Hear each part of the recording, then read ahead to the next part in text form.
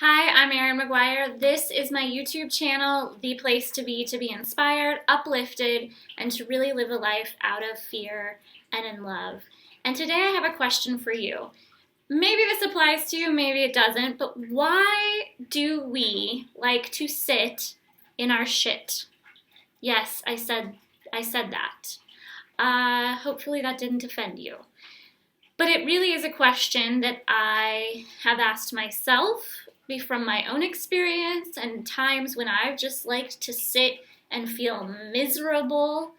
And from the experience that I've had from working with clients who we tend to continue to kind of recreate situations, recreate problems, or if something happens that's kind of negative in our life, why we just like to sit around and talk about it and mull it over and feel all the poopy feelings that go along with it. And I'm not saying not to feel those feelings, but it's not useful to stay there for very long. So why do we like to stay in our poo? Why do we do this? I talk about having the feeling, I call it the undercurrent of misery. So it's like things on the surface can be going just fine, but underneath there's this little undercurrent of misery that's always kind of bubbling up at the surface. And sometimes it spills over and we really feel it. And we just want to sit around and do nothing and kind of wallow in our own self-pity. And we talk about it, we tell our friends about it, we want to keep regurgitating it. And we're constantly, as I've mentioned, if you've watched any of my earlier videos, we are that powerful that we are creating our reality by every single thought and every single thing we say. We're continually creating our own reality. And so, again, it's not about not feeling the feelings that situation brings up for you, but it's about staying there. And so Tony Robbins actually has a great thing. He says, what are you willing to tolerate? And he tells people, meaning him, he has moments where he feels sad or depressed or upset or angry or frustrated. But the difference between him and maybe other people is that he doesn't choose to stay there. So what are you willing to tolerate? Meaning, where are you willing to sit in that sadness for days, weeks, hours, months at a time?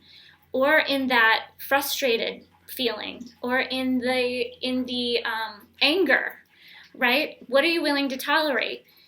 It's a really important question to ask yourself, because sitting in your poo is not doing anything for you. Talking about it, sitting in it, continually feeling it over and over again, you're creating more of that same situation to you. Think of it like a ripple when you throw a rock into water and the ripples come out.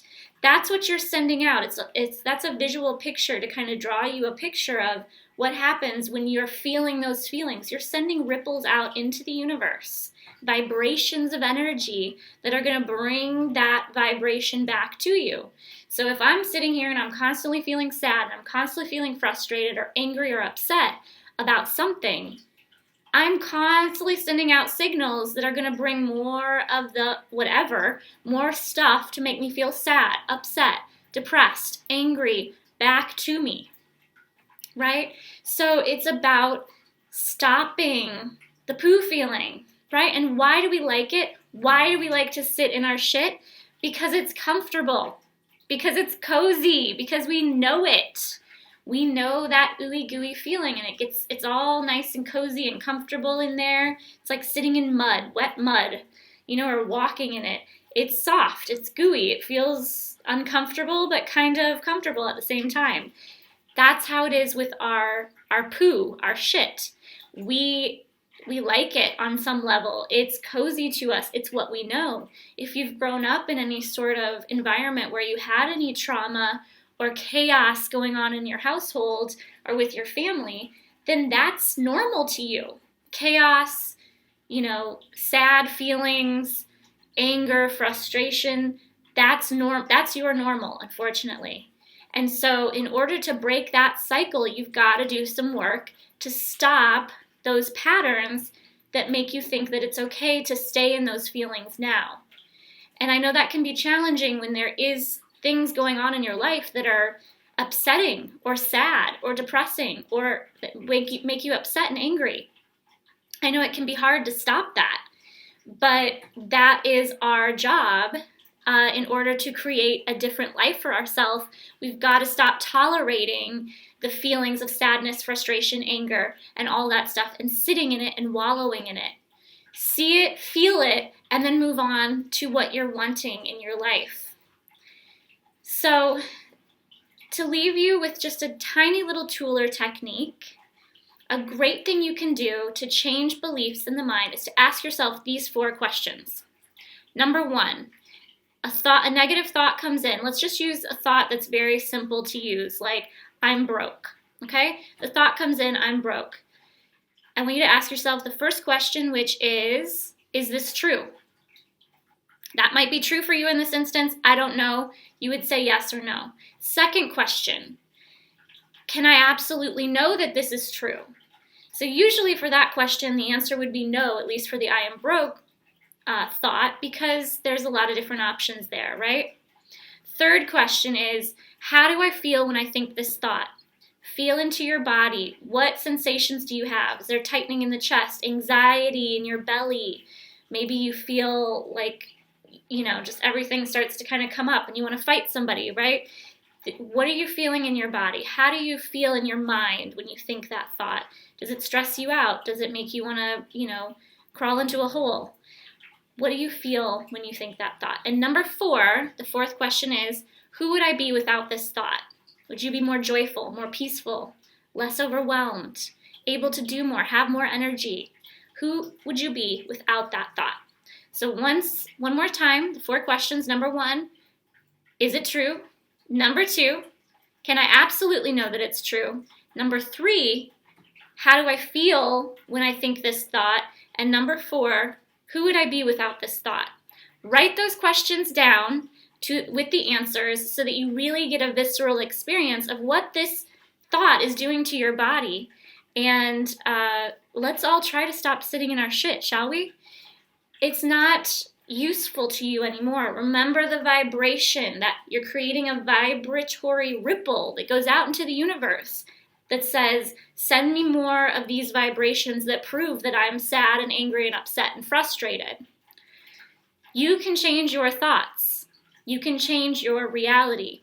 I know, because I grew up in an environment like that too, that was very stressful and chaotic. And I was a very angry, miserable person as I got older. And I blamed everybody else for everything that was going on for me.